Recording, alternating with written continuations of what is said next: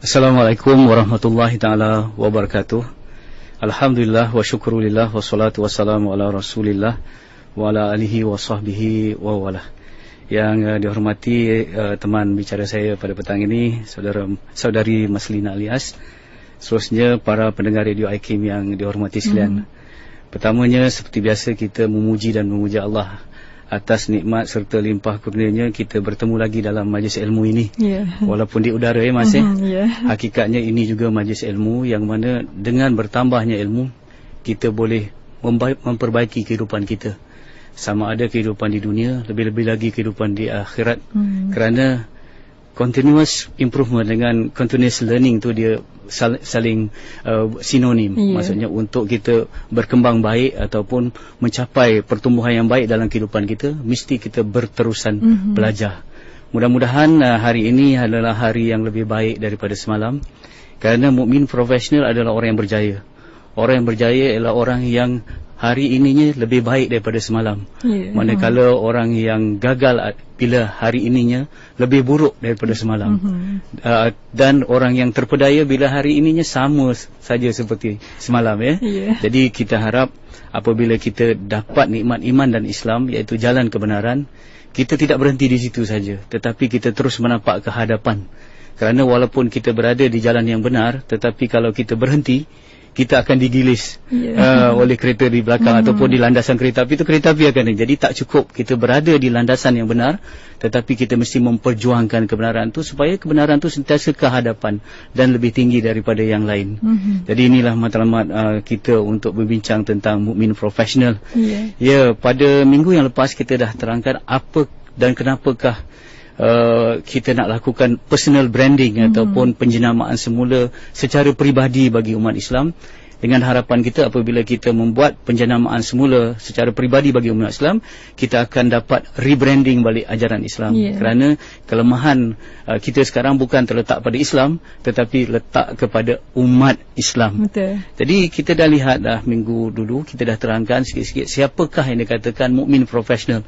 Orang yang mempunyai kepribadian yang kukuh dari segi akhlaknya baik, dan dari segi pekerjaannya, kepakarannya pun baik, iaitu profesional, mukmin profesional.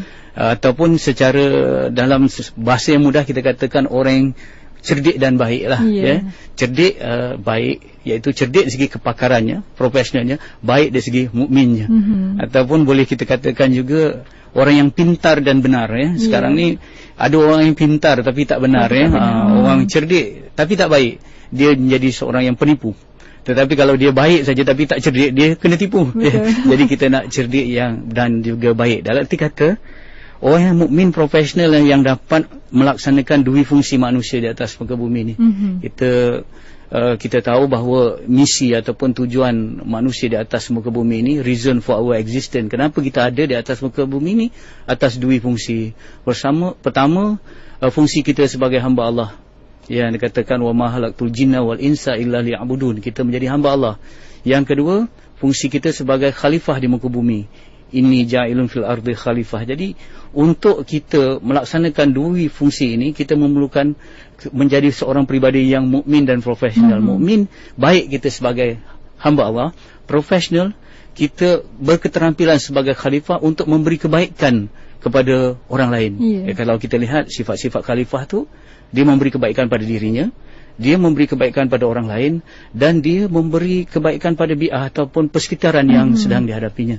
Jadi untuk itu kita lihat mukmin profesional mesti orang yang mempunyai ilmu yang sepadu. Kalau kita lihat sekarang ilmu ada ilmu yang dikatakan revealed knowledge atau yang dikata acquired knowledge. Revealed knowledge ni ilmu wahyu, Al-Quran, Al-Hadis dan sebagainya. Ini revealed knowledge. Manakala ilmu akademik yang dikatakan acquired knowledge, ilmu yang dikatakan ilmu akli, fizik, misalnya kata chemistry, biologi, astronomi dan sebagainya. Jadi untuk kita memperbaiki diri kita sebagai hamba Allah, kita kena ada ilmu wahyu. Tetapi untuk berperanan sebagai khalifah dengan baik, kita perlu ada ilmu yang dikatakan acquired knowledge tadi, ilmu fardu kifayah yang dibelajari, ilmu akademik dan sebagainya. Begitu juga bagi saya lihat, kalau orang tu hanya menjadi profesional tanpa mukmin, dia akan menjadi hanya sebagai haiwan berteknologi saja ya. Orang yang ada kepakaran dan sebagainya, ataupun orang kata Robocop lah ya. Dia ada kepakaran dalam sains teknologi, ada kepakaran tentang sebagainya, tetapi gersang rasa hati yang baik, emosi yang tinggi, simpati, empati dan sebagainya. Jadi itu yang dikatakan sebagai haiwan berteknologi dalam belantara konkret. Mungkin secara ironinya kita boleh katakan begitu. Tetapi kita hendak orang yang mukmin dan profesional. Tapi kalau menjadi mukmin saja tak cukup tanpa profesional. Jadi kita hendak bagaimana kita nak mengimarahkan muka bumi ini dengan kemakmuran dengan sebagainya. Jadi bulan ini kebetulan bulan Rajab kalau kita lihat orang selalu bincang tentang Isra' Mi'raj Mas ya. Kalau kita lihat dalam Isra' Mi'raj satu kenderaan yang memang terkenal yang kata Burak. Burak tu dia diriwayatkan kecepatan atau kelajuannya melebihi cahaya. Begitu. Itu satu lambang teknologi ya. Tetapi kena ingat, sebelum Rasulullah SAW diberi mukjizat untuk mengendarai Burak tu dari untuk Isra' Mi'raj, Rasulullah SAW telah dibedah hatinya, dibersihkan. Sekali pada waktu kecil, tetapi waktu nak menjalankan Isra' Mi'raj itu Rasulullah sendiri dibedah lagi. Jadi apa yang kita boleh belajar, teknologi yang canggih mesti ditampung ataupun dipikul oleh hati yang bersih. Kalau hati saja bersih, kita tak ada teknologi canggih, tak boleh. Tapi kalau teknologi canggih tapi tanpa hati yang bersih, sebagai mukmin kita tak boleh pergi mana-mana.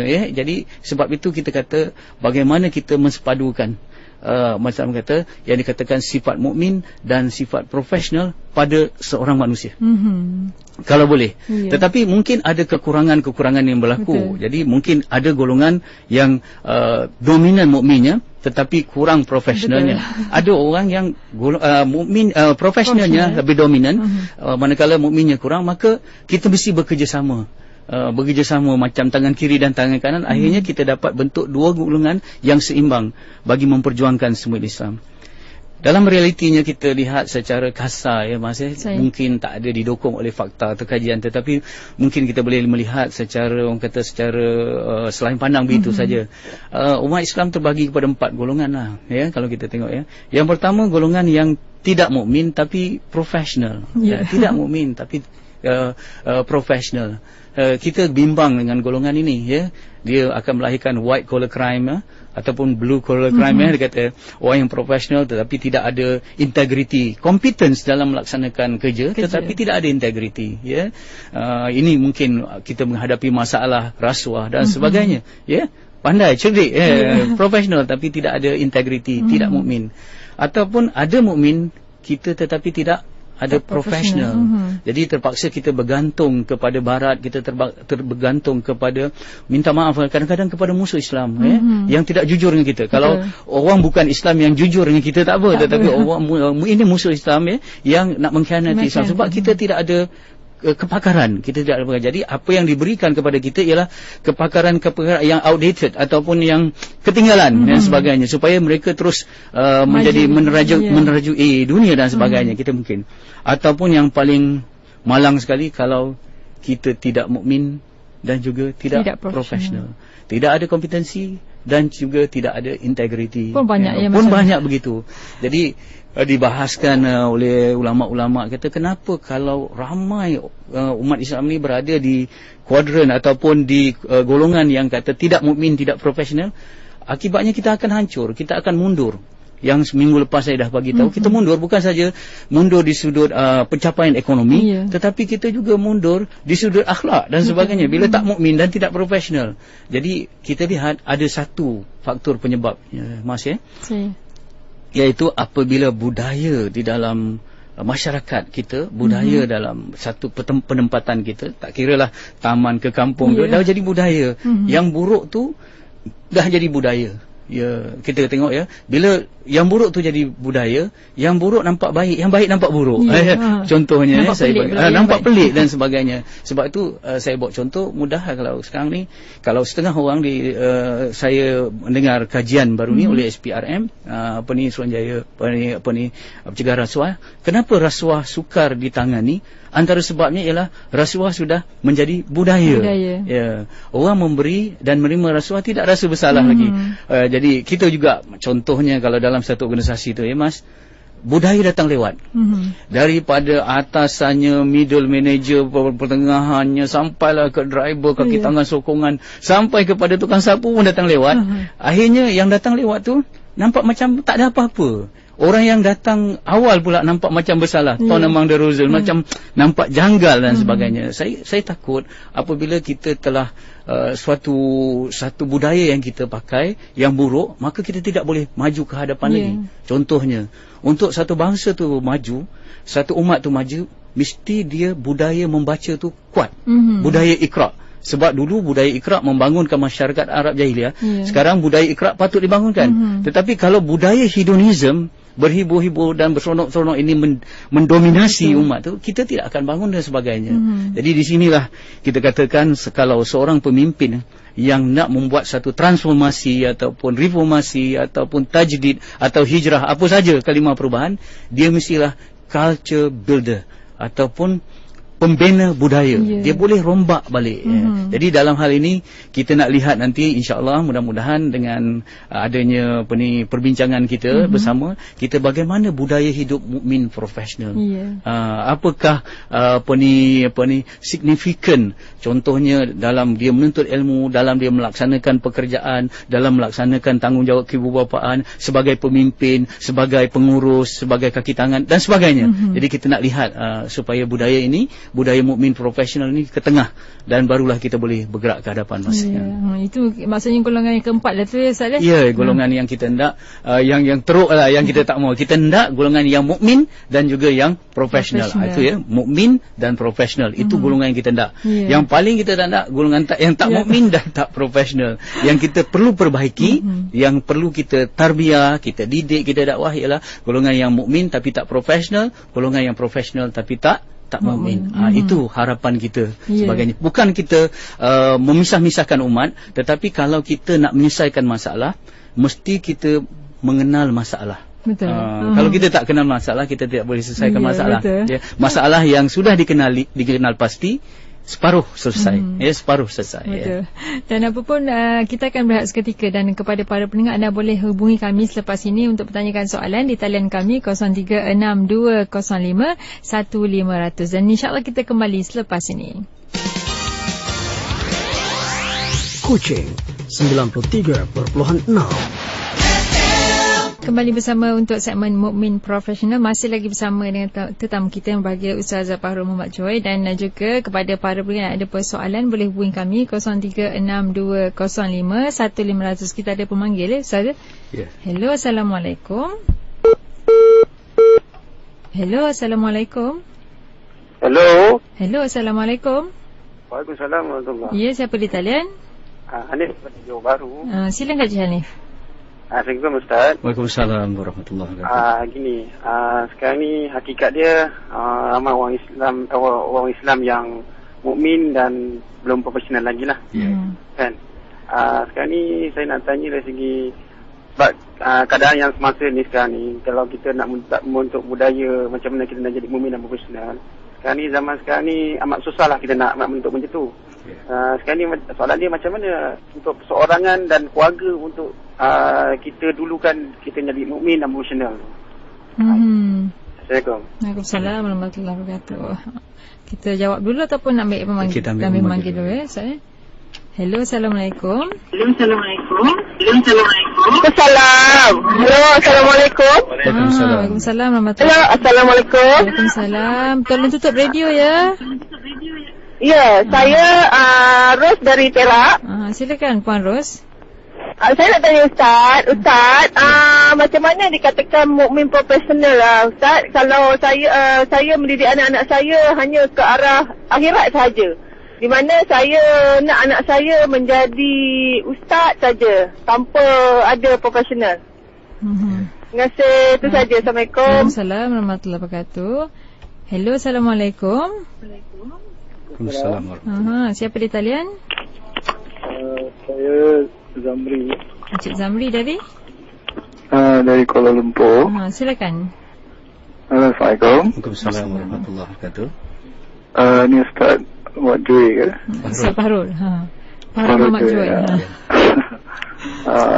Saya nak tanya Ustaz, saya tertarik secara tak sengaja terdengar perbincangan yang kita pernah berbincang dekat RTM satu masa dulu. Ya.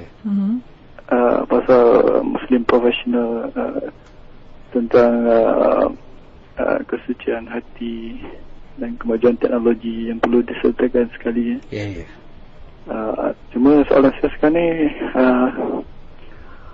dasar penerapan nilai Islam dalam Islam hadari tu, kenapa seolah-olah macam dah tidak dititik beratkan lagi, ya? Ya. Okey, baik. Soalan saya lah. Assalamualaikum warahmatullahi wabarakatuh. Kita ambil satu lagi manggil Ustaz, ya. Hello, Assalamualaikum. Hello, Assalamualaikum. Waalaikumsalam. Siapa di talian? Okey, saya pemanggil daripada Polisian. Siapa ya nama cik ni? Nama saya Mio Ishak. Silakan Cik Mio. Okey, saya sangat setuju dengan pendapat Ustaz tadi. Berkenaan dengan Islam profesional dan mukmin profesional.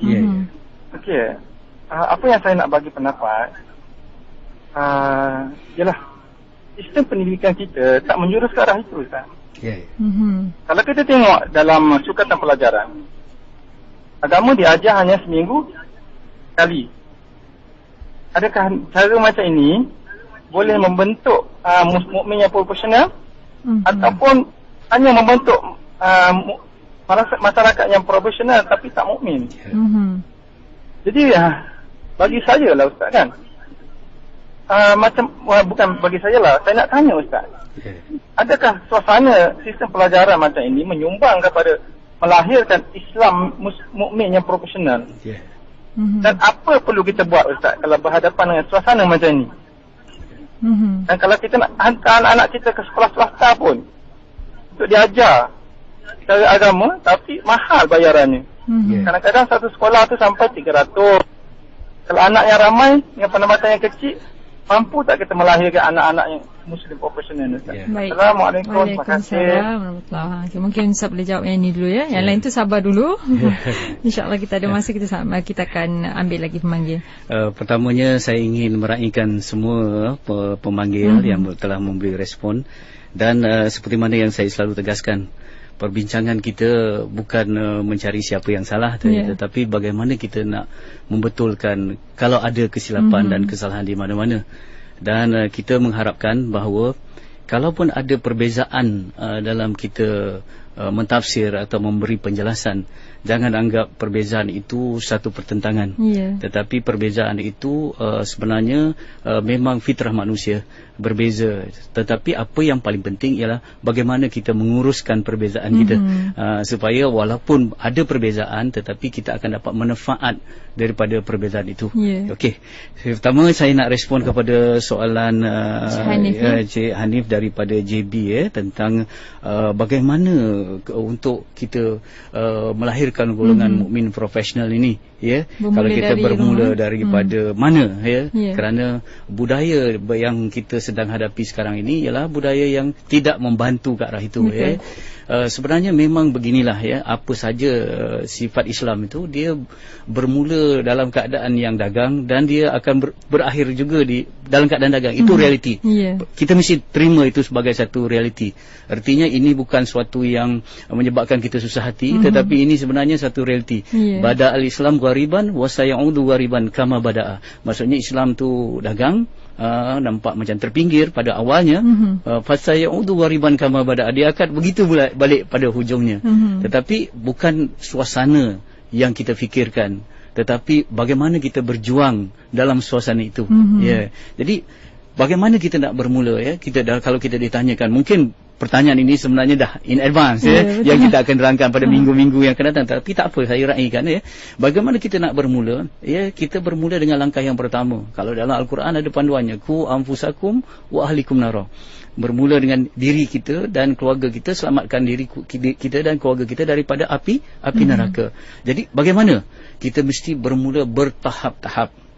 Contohnya ya, dalam keluarga kita sendiri ya, memang sekarang ni kalau kita lihat media massa contohnya tidak membantu kita. Kadang-kadang dia mempunyai signal-signal yang berbeza daripada apa yang kita cakapkan sekarang. Begitu juga mungkin dalam sistem pendidikan ke apa-apa yang kita lihat. Tetapi kita kena ingat di dalam Al-Quran yang bertanggungjawab terhadap anak kita ialah ibu bapa. Kita kena bermula daripada ibu bapa. Dan ini kalau kita lihat dalam mana-mana perjuangan pun mesti bermula dengan diri dan keluarga. Syahid Hasan Al-Banna katakan, Islamkan dalam diri kamu, insya-Allah akan tegak Islam dalam negaramu. Jadi maksudnya yang dikata itu. Jadi soalnya kita jangan memikirkan efek tu kesan daripada perjuangan kita, tetapi apa yang kita fikirkan ialah effort tu usaha kita.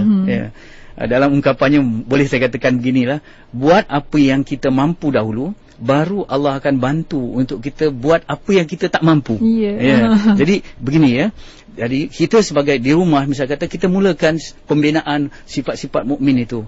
Bermula dari kita kenalkan Allah, kemudian 10 tahun kita dah kenalkan dia solat dan sebagainya, kita bina mukmin itu. Dan sebagai ibu bapa, kita kena tahu bahawa ibu bapa adalah tugas yang profesional. Setengah orang, ibu yang tugas profesional ni hanya jurutera. Tapi jurutera hanya berdepan dengan mesin. Yang dikatakan profesional tu doktor hanya berdepan dengan penyakit lahiriah. Tapi seorang bapa, seorang ibu ya, dia berdepan dengan anaknya yang serba kompleks, lebih kompleks daripada mesin, dan dia ada penyakit-penyakit batin.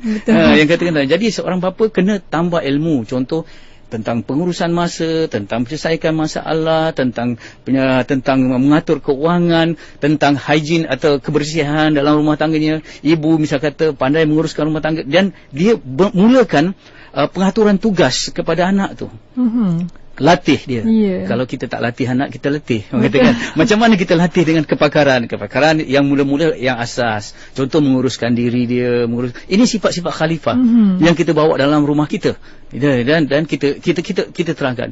Kemudian memang dia akan lepas ke sekolah. Tetapi madrasah yang pertama ialah madrasah pusat pendidikan ialah di rumah. Jadi saya rasa bagai-bagai cabaran saya dah katakan. Saya tak katakan ini sebagai satu kata kita menyerahlah pada keadaan macam ni, kita dah tak boleh nak buat apa, tetapi kita berbuat. Kita yakin selangkah kita menuju Allah, Allah datang kepada kita 1000 langkah. Kita datang kepada Allah secara berjalan, Allah datang ke kita secara berlari. Itu mafhum sebuah diskusi. Dalam maksudnya mukmin profesional itu kita buat, kita mulakan pada tahap yang pertama. Yang pertama saya rasa kita tegakkan ilmu dalam rumah tangga, budaya ilmu dalam rumah kita ya. Jangan hanya orang kata hiburan saja kan. Tengok kita tengok rancangan televisyen sekarang, televisyen hiburan, tetapi kita dapat kawal channel tu kepada ilmu misal kata. Okey, kita mulakan. Kemudian ilmu saja, jangan tinggal ilmu saja, tetapi kita mesti tarbiyah anak kita. Bukan saja diajar tentang ilmu tentang solat. Kita bersama-sama mengajar. Itu yang saya katakan selalu, kegagalan kita dalam mendidik keluarga ialah kita banyak mengajar tapi kita tak mengajak. Betul. Mengajak artinya bersama. Kita buat sebagainya. Jadi itulah seruan saya lah untuk diri saya dan juga saudara Hanif dan juga pendengar di luar sana. Kita jangan mengalah pada keadaan, tetapi kita buat apa yang kita mampu dulu. Sebagai ini cuba dengar ungkapan ini Jangan marah kalau orang lain tidak berubah mengikut apa yang kita kendak. Kerana kita sendiri tidak berubah mengikut apa yang kita kendaki. Jadi apa yang kita boleh buat, kita mula ubah diri kita, jadikan teladan yang baik untuk anak-anak dan isteri kita, dan kemudian teladan itu sendiri bermula daripada rumah, dan insya-Allah kita bergerak. Allah Subhanahu Wa Taala kalau kita dah menuju kenya, Allah akan bagi bantuan. Kita positiflah insya-Allah. Kita husnuzon lah Yang kedua tentang Puan Ros daripada Perak, tentang anaknya yang diri pengkhususan tentang pelajaran agama saja Jadi ini realiti yang sekarang kita hadapi, terus pengkhususan kepada agama, dan ada yang dikatakan terus pengkhususan kepada akademik saja. Tetapi sudah ada gerakan, sudah ada usaha yang sekolah-sekolah yang integrated ataupun sepadukan antara ilmu akademik dan ilmu agama. Bagaimana saya rasa cemburulah ada setengah pelajar-pelajar yang hafaz Quran kemudian dia masuk UPSR, PMR dan dia miracle lah, maksudnya dia boleh belajar dengan lebih baik. Kerana siapa yang menguasai Al-Quran sebenarnya dia celik hati untuk mendapat ilmu-ilmu yang lain. Saya tahu, saya lihat itu. Dan ini masalah kita, ilmu itu dipisahkan sekarang ni. Ilmu dipisahkan dalam pembelajaran tak apa, tapi bukan dalam pengamalan. Betul. Ilmu Islam tu sendiri ada tauhid, fiqh, tasawuf ataupun akhlak, betul tak? Tapi kita pisahkan kadang-kadang dalam agama tu sendiri, kita pisahkan. Ada yang pakar tauhid saja, ada pakar fiqh saja, ada pakar akhlak saja. Tidak sepadukan. Apalagi ilmu yang dikata diniah dengan ilmu akademik, ada pemisahan. Tetapi apa yang saya boleh katakan ialah kalau kita lihat yang ideal dulu, macam kita lihat Ibnu Sina, pakar perubatan, tapi sebelum tu awal usia lagi dia dah hafaz Quran. Yang saya katakan Imam Ghazali, kita tengok Imam Ghazali pakar ilmu tasawuf dalam Ihya Ulumuddinnya, kemudian pakar falsafah dalam kalau kita tengok Al-Munqizul Minad Dhalal, macam-macam yang dibuat oleh Imam Ghazali. Tetapi ketika membincangkan soal tafakur, Imam Ghazali kelihatan sosok seorang ahli saintis. Dia lihat tentang bintang dan bulan dan sebagainya. Artinya ulama dulu global, dia bukan saja tahu satu, tetapi dia tahu semua. Begitulah kalau kita memahami Al-Quran. Contohnya anak Puan Ros dihantar untuk belajar tentang Al-Quran. Contoh Al-Quran yang 6,666 ayat tu, ayat hukumnya ada lebih kurang 500 saja, hukum hakamnya. Yang lain tu ialah tentang sains, tentang lihat bumi, lihat bagaimana langit ditinggikan, lihat bagaimana tumbuhan diciptakan, unta dicipta, haiwan dan sebagainya. Itu semua ilmu sains. Jadi sebenarnya kalau kita menjadi seorang Islam, minta maaf saja, secara automatically kita menjadi seorang saintis yang kena melihat alam untuk melihat ciptaan Tuhan, dan akhirnya dengan ciptaan Tuhan tu kita mengenal penciptanya. Sekarang ni ilmu sains terhenti, dia kenal ciptaan saja, tetapi dia tak pergi kepada pencipta. Ataupun ada orang yang belajar ilmu tauhid hanya mengenal pencipta, tetapi dia tak kenal sains dan sebagainya. Jadi saya pernah menulis soal fikir dan zikir. Saya kata alangkah baiknya seorang ustaz, kalau ustazah, dalam dia mengetengahkan ilmu tauhid atau fiqh ataupun akhlak, dia mengaitkan fakta-fakta saintifik. Contoh macam Hamka, dia dalam buku dia tulis kenapa terjadi ombak. Ombak terjadi kerana pergerakan udara. Kenapa udara bergerak? Udara bergerak kerana ada perolakan. Haba yang panas naik ke atas, haba yang sejuk naik turun ke bawah. Siapa yang bagi haba pada udara itu? Yang bagi haba ialah matahari. Siapa yang bagi haba kepada matahari? Waktu itu hujung akal pangkal agama, dia akan tahat kebesaran Allah. Tapi sekarang kita belajar tentang sains osmosis, fotosintesis dan sebagainya, terlepas kita. Jadi Puan Ros, apa yang saya bagi tahu mungkin besar tetapi realitinya insya-Allah apabila anak Puan Ros memahami agama dalam erti kata way of life, bukan agama dalam perkataan yang sempit tadi. Baik, itu sebagai respon lah kepada Puan Ros. Jangan rasa risau dan sebagainya. InsyaAllah bila dia mengkaji Al-Quran, dia akan jadi mukmin yang profesional. Baik, yang ketiga Puan Encik Zamri daripada Kuala Lumpur, dasar penerapan Islam Hadari. Kalau saya ditanyakan, ini bukan saya pembuat dasar. Jadi saya begitu juga, saya tidak ada kata otoriti untuk bincang kenapa Islam Hadari ini sekarang seolah-olahnya di macam ni, saya tak tahu. Saya minta maaf. Saya jawab soalan ni dengan wallahu alam. Saya takkan jawab semua perkara, sebab bila saya tak tahu, saya cakap tak tahu. Memang saya tak tahu. Lagipun topik kita ni berkaitan dengan mukmin profesional. Tapi kalau kita lihat Mas, kalau katalah apa saja pendekatan Islam Hadari ataupun apa saja pendekatan membangun bersama Islam dan sebagainya, kalaulah yang dikatakan Islam itu yang dikatakan Islam yang benar daripada Allah Subhanahu Wa Taala, walaupun pendekatannya terhenti, tapi perjuangannya tidak. Isi perjuangan kita jangan hanya hanya orang kata terhenti pada membahaskan soal kontainer pendekatan, tetapi kita pergi pada konten, soal message tu, substance dia.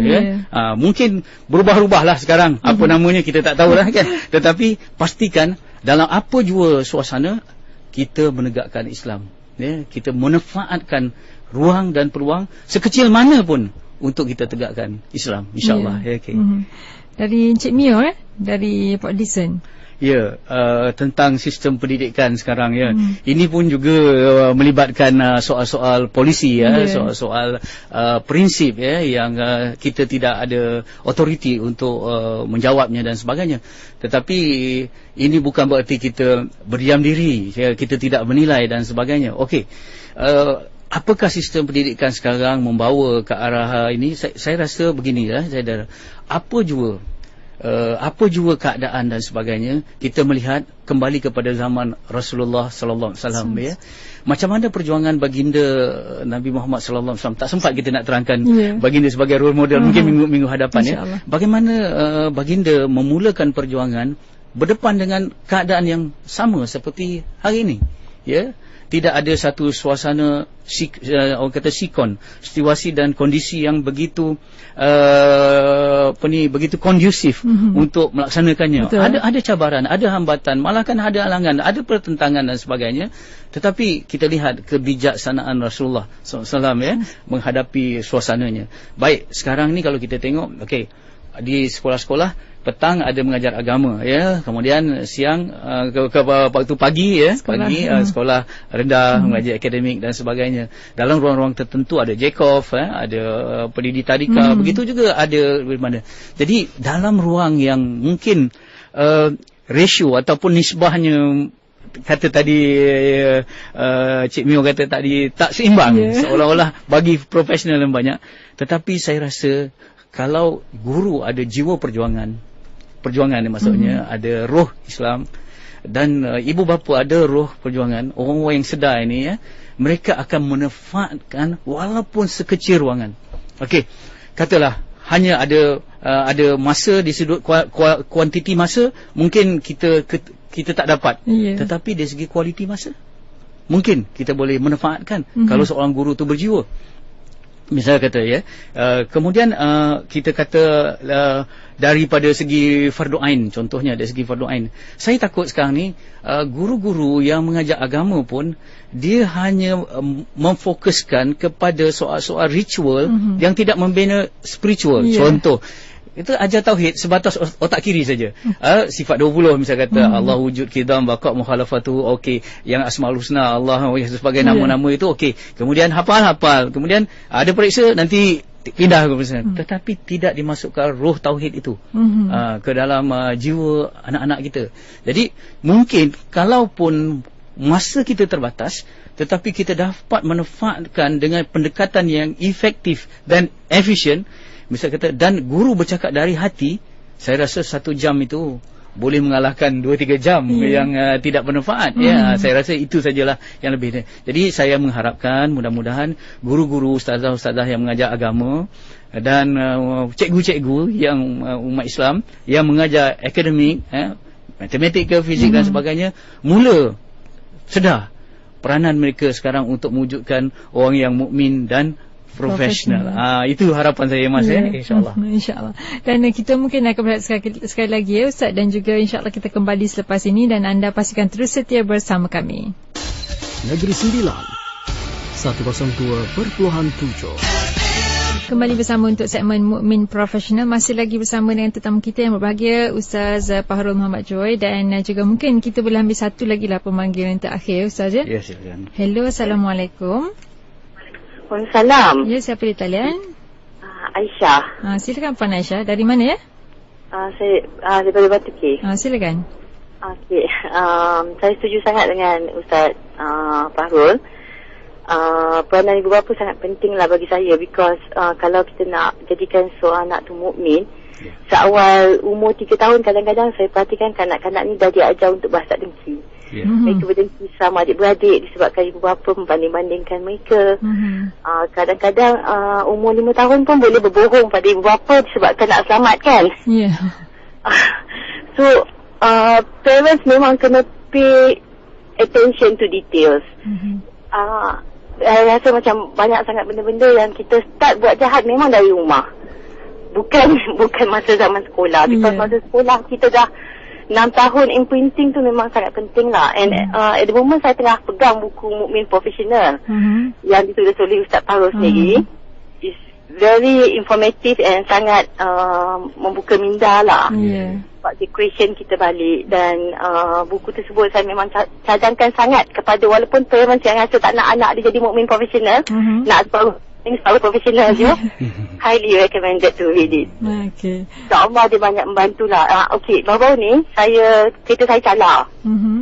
Dia punya sakit hati kan, sakit hatinya kereta calar tu. Lepas tu Alhamdulillah macam Allah bagi pengajaran pada kita, kalau kereta calar kita boleh sakit hati, kenapa anak-anak kita yang tercalar perangainya, yang sukakan budaya Hinduism ni, macam anak-anak saya suka main Wii, suka main PC game, suka tengok movie, kita sikit pun tak tercalar, malah boleh berbangga. Itu je lah yang persoalan saya nak. Baik. Waalaikumsalam warahmatullahi. Mungkin Ustaz ada komen. Pertamanya saya ingin ucapkan terima kasih lah dan tahniah kepada Puan Aisyah kerana begitu serius untuk memahami tentang mukmin profesional ini. Dan saya akur, saya bisa kata percaya betul kalau kita lihat semuanya bermula daripada rumah. Rumah adalah kubu kita yang terakhir. Kubu yang kita terakhir. Jadi bila kita kata kubu tu, kita ibu bapa mesti peka kalau ada perlakuan-perlakuan yang berbeza yang tak ada di rumah itu, tiba-tiba ada oleh anak kita, dia dapat daripada mana, ataupun dia dapat katakan perkataan-perkataan yang kita rasa kita tak sebut pun dia ada sebut. Jadi kubu rumah kita telah ditembusi. Jadi apakah perisai untuk kita delete balik, ataupun kita neutralize balik, ataupun kita atasi balik masalah tu. Jadi ibu bapa mesti peka dalam hal ini. Ibu bapa mesti versatile lah, mesti orang yang bukan satu monotonous, bukan saja satu watak saja. Dia kena berbagai watak. Dia kena jadi ustaz, dia jadi guru, dia jadi kaunselor, kadang-kadang jadi SB, special brand. Tengok anak-anak apa yang berlaku dan sebagainya. Apa pun yang paling penting di atas segala-galanya ialah kasih sayang, kasih sayang terhadap anak-anak dan kebijaksanaan. Jadi mendidik pun perlu profesional. Kita tak boleh bijaksana saja tanpa kesabaran. Kita tak boleh sabar saja tanpa kebijaksanaan. Jadi sebab itu pada diri Rasulullah tu dia bukan saja amanah, tetapi dia fatanah. Itu profesional, dia fatanah. Amanah dia mukminnya. Kalau kita boleh katakan begitu. Tetapi realitinya rumah adalah sekolah yang amat buruk. Saya baca buku banyak tentang pendidikan, dikatakan rumah adalah sekolah yang amat buruk. Kenapa? Seorang ibu bapa dia kena jadi guru besar, dia jadi guna guru, dia jadi tukang masak, dia jadi tukang kebun, dia semuanya jadi itu satu cabaran. Sebab itu pentingnya saya teringat apa yang dikatakan oleh Mother Teresa ketika dia menang Nobel Prize dan orang bertanya kepada dia, bagaimana nak lahirkan dunia yang lebih aman? Mother Teresa jawab simple je, go home and love your family. Balik ke rumah masing-masing dan sayangi keluarga anda. Maksudnya semua bermula daripada rumah. Jadi begitulah saya katakan. Jadi macam mana kita nak mulakan di rumah, misal kata kita jangan kecewa, saya kata jangan. Kita mesti orang kata amalkan kata cinta without condition lah, unconditional love. Macam mana pun cinta tanpa syarat, minta maaf saya terjemahkan, cinta tanpa syarat. Maksudnya dalam keadaan anak kita dah terlibat dengan orang kata dia addict. Saya katakan addict dengan game, kemudian addict dengan, minta maaf lah saya kata filem-filem Korea lah sebagainya sekarang ni, cinta-cinta ni memang dah jadi satu kan. Tetapi apa yang penting dalam diri kita ialah kita tak kecewa, dan kita hanya memandang anak kita di sudut sayang, kita tidak berubah, tetapi apa yang kita tak suka ialah perbuatannya dan sebagainya. Jadi kita terus mendidik apa yang kita boleh buat dulu. Bermula first thing first, yang kita penting solat. Solat dia kita kena jaga. Sebab itu saya teringat ungkapan yang kata, kalau kita nak membaiki dunia, kita kena baiki manusia. Untuk baiki manusia kena baiki hati, dan untuk baiki hati kena baiki solat dia, kan? Kita mulakan solat tu first thing first. Dan saya setuju juga kalau anak-anak yang awal usia, sebenarnya kita terlepas pandang. Saya pun terlepas pandang, sekarang anak-anak dah besar tetapi ample time ataupun masa yang prime time yang paling penting untuk mendidik anak-anak, yang mana masukkan input kita yang boleh memberi kesan kepada anak yang betul ialah 2 hingga 6 tahun. Itu yang kita rasa terlepas pandang kadang-kadang. 2 hingga 6 tahun tu kalau kita tengok ialah kita caranya ialah beri kasih sayang dan pendekatannya ialah bermain dan bergurau kan. Tetapi sebenarnya waktu 6 tahun inilah yang digunakan ulama-ulama silam untuk membentuk diri anak-anak tu sendiri. Tetapi sekarang ni kita kata waktu zaman dah masuk kanak-kanak ataupun remaja tu masih lagi remaja pun sebenarnya dah jadi buluh. Dah jadi buluh dah remaja ni kan. Waktu 2 hingga 6 tahun inilah saya menyeru kepada ibu-ibu muda ataupun ayah-ayah yang muda, perhatikan dengan serius anak-anak anda ketika umur 2 hingga 6 tahun ini. Sangat penting. Dan ingin saya katakan bahawa apapun gagasan yang besar yang dikatakan mukmin profesional dia umpama tumbesaran ataupun tumbuhan pokok. Kita tengok bagaimana pokok tu tumbuh. Secara sunatullahnya pokok bermula daripada benih. Daripada benih kita airi dia, kita baja dia tumbuh, kemudian dia tumbuh akar kemudian tumbuh pucuk, kemudian jadi batang, kemudian tumbuh dahan, kemudian nanti besar, akhirnya pokok tu besar, barulah timbul daun yang rimbun, kemudian ada bunga dan akhirnya ada buah. Jadi itu sunnatullah, kata law of nature, dia mesti tumbuh secara gradually ataupun dalam bahasa Arabnya tadarruj. Tadarruj ni dia tak pergi tanam pokok hari ni terus dapat buah, tidak. Begitu juga mukmin profesional, dia bermula. Yang paling penting bukan sampai kepada tujuan, tetapi menempuh jalan. Saya teringat ungkapan bahasa Inggeris kata, there's no road to happiness because happiness is the road. Dikatakan tidak ada jalan menuju kebahagiaan kerana kebahagiaan itu sebenarnya satu jalan. Jadi mukmin profesional is a journey, bukan satu destiny. Maksudnya Allah menilai kita punya effort, bukan efek. Apakah kita sudah melangkah pada hari ini untuk melaksanakan perjuangan yang bermula kepada mukmin profesional, dan mudah-mudahan pendengar-pendengar di luar sana yang mendengar, jadikan sesi ini ataupun segmen ini sebagai satu effort, usaha untuk kita mula melangkah menuju kita punya gagasan mukmin profesional. Dan orang yang ada pelbagai gagasan pun saya tak kira lah, kita hanya pendekatan saja ini mukmin profesional. Tapi yang paling penting saya dah katakan tadi, substance ataupun isi kepada perjuangan itu. Dan sebenarnya